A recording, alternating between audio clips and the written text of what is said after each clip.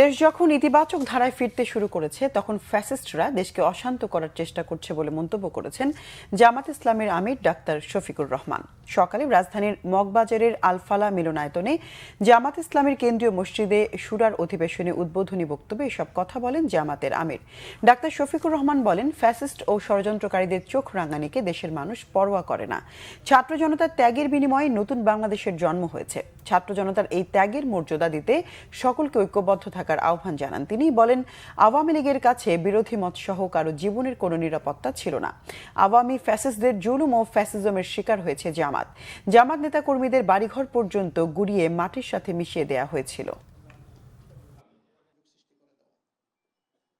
দ্বিতীয়টি হচ্ছে, বিগত সরকার জুলুম করে বহু জায়গায় তৎকালীন বিরোধী দলে যারা ছিলেন তাদের এলাকাগুলোকে টার্গেট করে আসন সংখ্যা কমিয়ে দিয়েছে, আসন পুনর্বিন্যাসের নামে জুলুম করেছে। এগুলাকে আবার পুনর্বিন্যাস করা লাগবে বিবেক এবং বাস্তবতার আলোকে।